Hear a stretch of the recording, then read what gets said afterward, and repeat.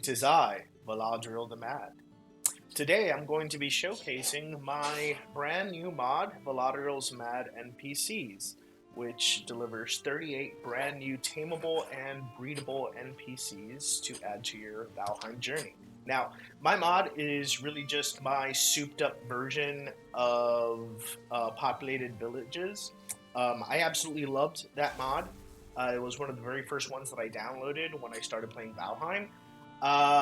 And I quickly just wanted more. I wanted more NPCs, I wanted more variation, and then I noticed that nobody had updated the mod in almost 2 years, and I wasn't able to get in contact with the mod manager, so I figured, you know what?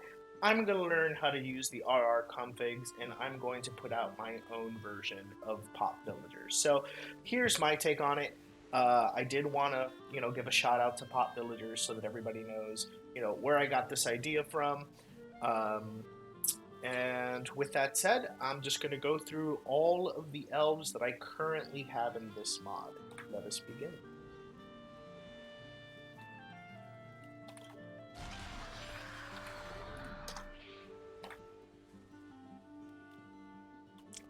First in today's showcase is going to be my half-elf mages.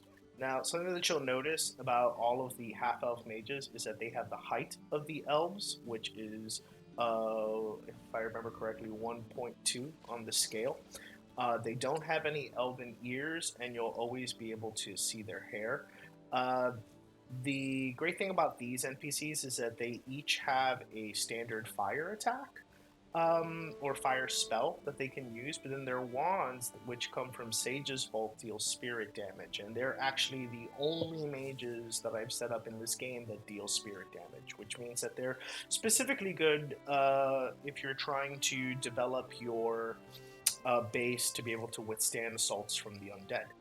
So let me show you.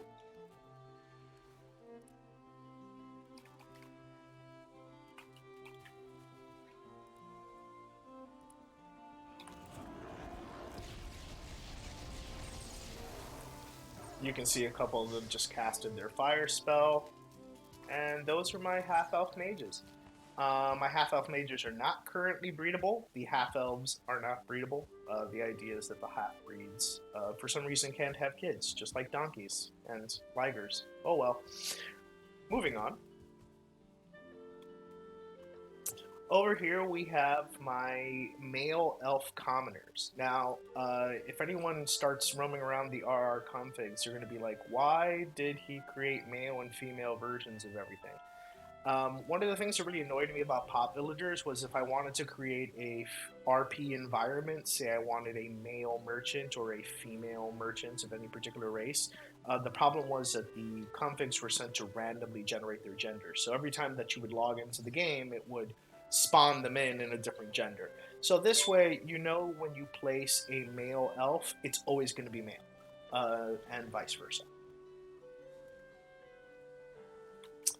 Over here, these are my half-elf rune knights. Shout out to South Sill's armor and fantasy, South Sill for the armor and fantasy armory for the two-handed weapon. Same deal as with the half-elf mages. These characters are the height of all of the elves. They don't have any of the elven ears. They have the same hair color, the same hair options as all the elves, but they have all of the human color options in the hair. So you'll notice that as I go through my NPCs, that I try to make sure that that everything's very consistent in terms of height, color, hairstyles, etc. Moving on. Here are some of, it appears to be my male elven druids. So 3 mods are actually used to create their outfits. Well, actually, let me point this out. So the spell that they're doing right now, that heal, is actually a universal ability that all of the elves and half-elves in this game have. So all of them possess that shaman healing ability that the Grey Dwarves have. Also got that from Pop Villagers. If you'll notice, the armor itself comes from South Sill's armor. It is the Druid armor set, his latest armor, which is, I think, beautiful. The backpack actually comes from Jude's armory. I thought that this original rugged backpack just looked great for a druid, and even though I personally am more of an adventure backpacks fan myself, just for aesthetic purposes, this was perfect. They've got, they'll hold books and wands from the Sage's Vault in their hands. And of course, they have the Helvenite ears. Um, and all of the druids also have an additional spell where they will shoot out the root tentacle attack from the Elder Boss. Let's see if I can get one of them to do the attack.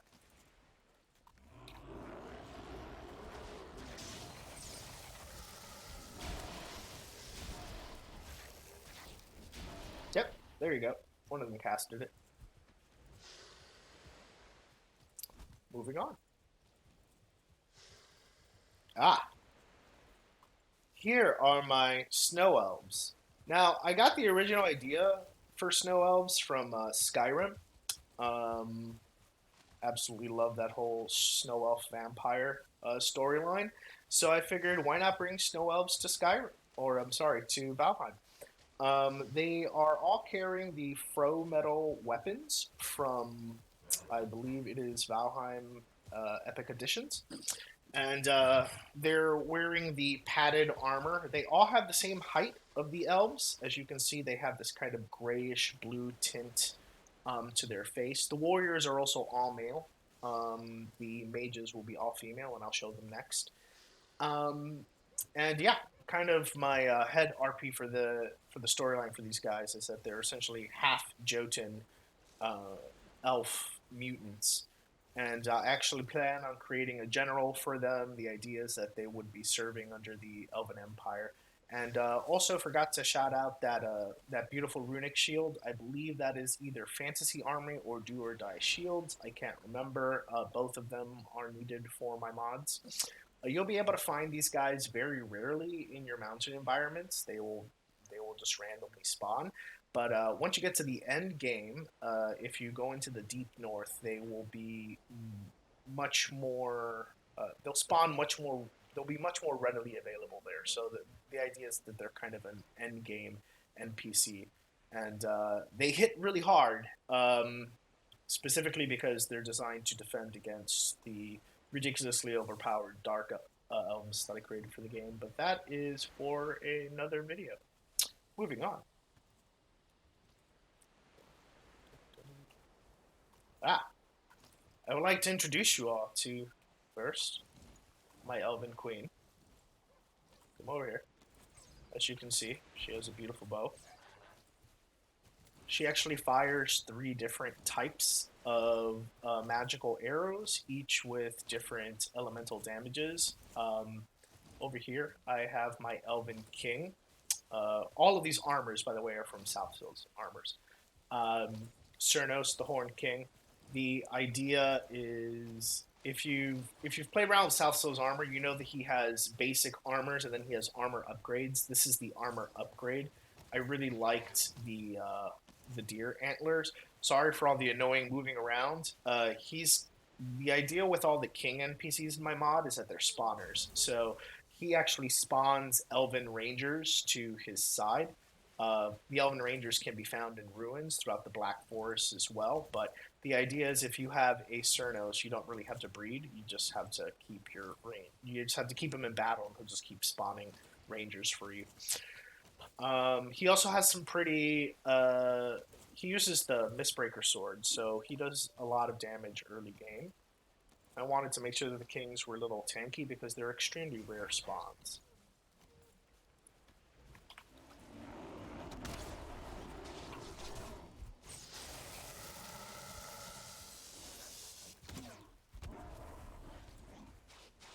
I also want to point out that all of my archers actually hit. That was another annoying bit about pop villagers because it hadn't been updated in a while. There's an error where if you just equip the bow onto an NPC, they will miss every single time. But you can set up the configurations so that they will actually attack and hit with the bows. So I had to do that for every single archer in this mod. You're welcome. Moving on. Oh, here are the female druids.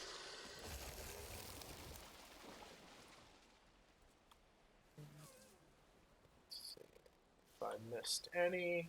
Male elf commoners, half elves. Ah, here we go.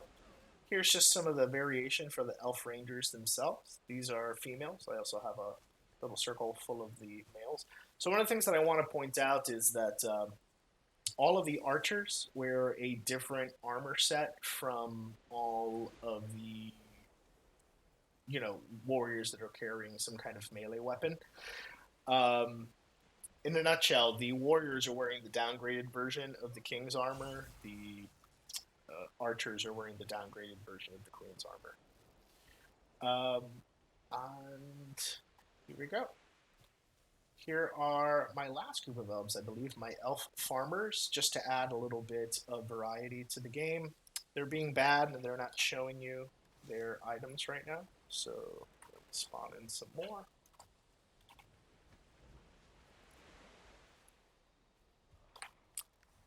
There you go. As you can see, they will spawn in with either the plows or the cultivators. And that is some female elf commoners. Yes, they have a green dress variation. Mostly because I was able to use the druid armor instead of having to use the green robes from Sage's Vault for my druids. So thank you again for that, Southsill. And then last but not least are my snow elf mages. They are all female.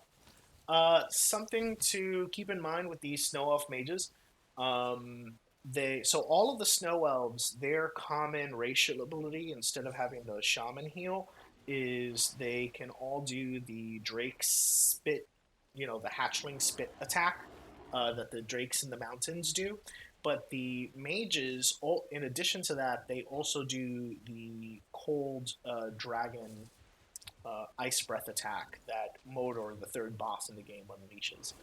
So they are devastatingly powerful, and again, I designed my snow elves to be counters to my dark elves, which are very fire elementally. But again, that's for another video. Here, let me spawn in some gray dwarfs and see if we can get them to do the spit animation.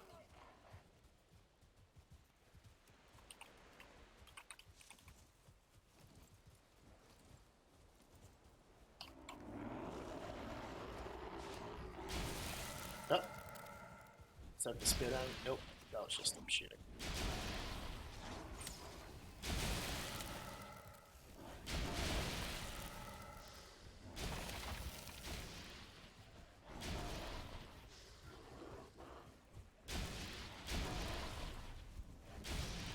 There you go. Well, that's the dragon ice breath attack. Well, I promise you the spit attack works. I just tried to space out their abilities so that they don't use them constantly. And that is my mod in a nutshell, or at least the elves. Please don't forget to like and subscribe. If you have any comments, please leave them. If there's any types of NPCs that you'd like to see added to the game, please leave your suggestions, and I will see what I can do. Thanks again.